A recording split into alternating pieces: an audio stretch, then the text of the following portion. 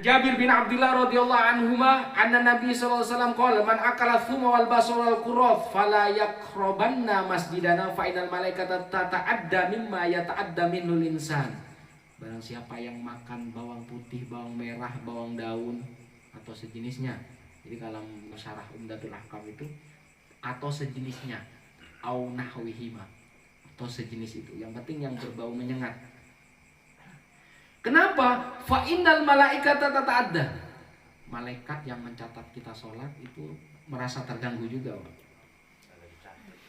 Jadi ketika kita bau karena makan sesuatu yang baunya menyengat, malaikat pun tata'adda. Terganggu juga seperti manusia terganggu. Jadi bukan manusia, malaikat pun terganggu. Maka apa? Jadi kalau bahkan Rasulullah itu bukan hanya itu saja. Ada misalkan baju-baju yang lorek-lorek atau baju apa itu kalau dalam sholat disuruh singkirkan. Itu apa? Hal-hal yang mengganggu kekhusyuan itu disingkirkan dulu.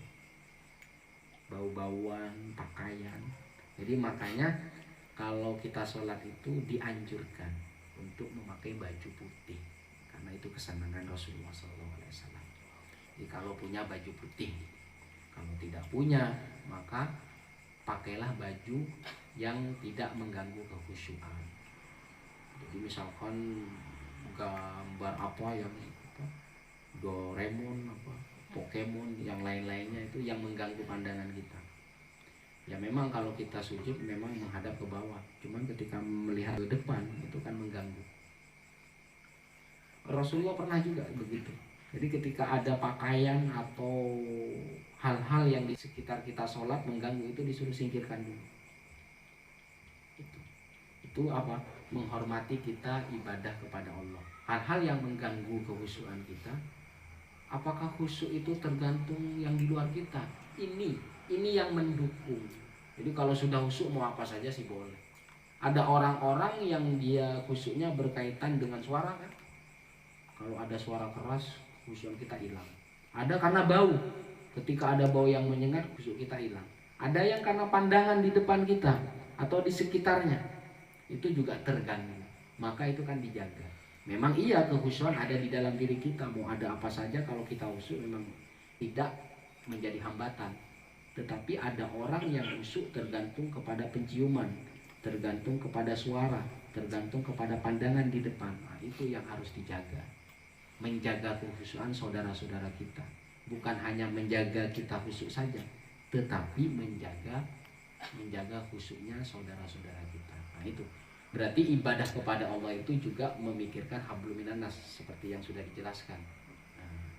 Faktor sosial itu harus dipikirkan juga. Jadi memang kita yang khusyuk bisa menahan bau jengkol misalnya, yang lainnya Allahu Akbar. Melihat pandangan, ternyata di depan kita ada gambar yang aneh-aneh di sekitarnya, atau bau-bauan atau suara-suara, itu juga faktor yang mengganggu.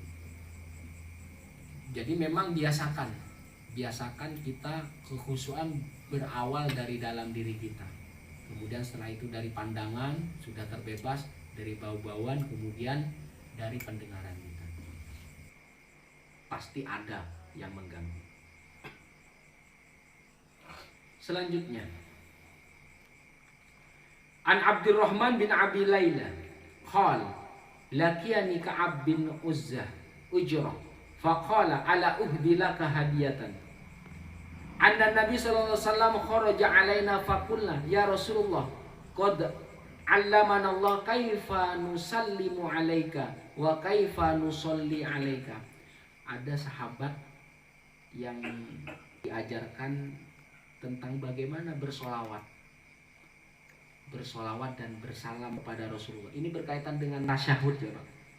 At-tahiyyatul mubarakatus sholawat. Setelah tasyahud, assalamu alayka.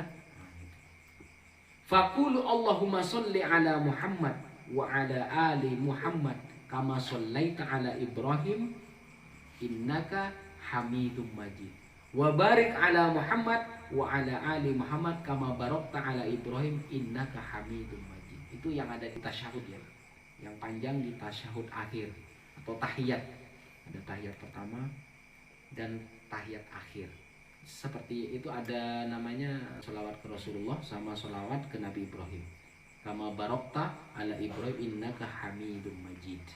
Hamidum majid, mahmudul af'al mustahiqun li jami'il mahamid. Pujian, mahmudul af'al, maksudnya yang terpuji tindakan-tindakannya. Mustahiqun li jami'il mahamid, dia yang berhak untuk dipuji. Jadi Allah, Rasulullah dan Nabi Ibrahim li jami'il mahamid. Cuman yang di dalam tahiyat itu Rasulullah dan Ibrahim, Ibrahim alaihissalam. Majid al-muttasif bil majdi, yang mempunyai sifat majdi, karomah atau kemuliaan. Jadi bagaimana kalau ditambah sayyidina? Sayyidina itu penghormatan, Pak. Mau pakai Muhammad. Jadi kalau budaya kita itu Muhammad kan nggak sopan. Ada yang pakai sayyidina, ada yang nggak pakai. Ibrahim, Sayyiduna Ibrahim, boleh memakai itu. Selanjutnya, An Abi Hurairah radhiyallahu anhu qala kana Rasulullah sallallahu alaihi wasallam yad'u Allahumma inni a'udzubika min adzabil qabri wa adzabin nar wa min fitnatil mahya wal mamat wa min fitnatil masih dajjal. Ada yang pernah berdoa sebelum salam ini? Sering? Jadi sebelum salam itu membaca ini, Allah min a'udzubika min adzabi jahannam wa min adzabil qabri wa min masih dajjal. Itu min adzabi jahannam wa min fitnatil mahya wal mamat wa min fitnatil masih dajjal. Dajjal juga disebut Al-Masih, cuman Al-Masih palsu. Al-Masih sesungguhnya siapa? Nabi Isa. Apa namanya? Artinya Al-Masih. Al-Masih itu masaha. Masih. Jadi ketika dipegang itu sembuh. Ketika dipegang orang buta bisa melihat lagi. Orang yang terkena kusta bisa sembuh. Orang yang mati bisa hidup. Itu namanya masih masaha. Jadi luar biasa Nabi Isa itu seperti, maka disebut Al-Masih. Jadi sekali sentuh sembuh. Yang buta sekali sentuh bisa melihat. Sekali sentuh yang mati bisa hidup, maka disebut Masih Masaha. Disentuh-sentuh begini. Ada yang masih lagi tapi palsu, itu Dajjal, sama juga. Cuman ini masih palsu, yang harus dihindari fitnahnya. Maka kita berdoa ini a'udzubika min adzabi jahannam wa min adzabil qabri wa min adzabin nar wa min fitnatil mahya wal mamat wa min fitnatil masihid dajjal. Jadi fitnah ketika kita hidup, selama kita hidup sampai kita mati. Kita selamat juga dari fitnah yang namanya masih dajjal. Dajjal itu juga sama. Jadi kalau kita sakti disentuh juga ini. Dia sama, hampir sama dengan Nabi Isa. Ketika ada yang tandus disuruh tumbuh rumput, rumput akan tumbuh. Ketika melihat langit, hujan. Maka disebut Al-Masih juga. Al-Masih yang kita ikuti, yang kita tunggu adalah Al-Masih siapa? Nabi Isa. Cuma Al-Masih palsu, Dajjal namanya. Jadi disebut Masih ya, masaha, yamsahu, mengusap. Maka disebut Al-Masih. Kalau dalam bahasa lain itu Mesias. Jadi dikatakan, ada yang mengatakan Al-Mahdi, Al-Muntadhar, yang ditunggu. Al-Mahdi. Al-Mahdi itu apa? Al-Mahdi itu kalau dalam istilah Mahdi itu gendongan. Jadi siapa yang pernah digendong dan bisa berbicara adalah siapa? Nabi Isa. Jadi berbicaranya apa? Berbicaranya dalam gendongan mengungkap kebenaran bahwasanya Isa itu bukan anaknya Allah, tetapi Abdullah. Saya adalah Abdullah, hambanya Allah. Jadi paham ya sekarang? Al-Masih itu artinya apa? Masaha. Dipegang sembuh. Dipegang yang buta bisa melihat. Yang mati bisa hidup. Itu namanya Masih Masaha. Apa artinya fitnatul mahya wal mamat?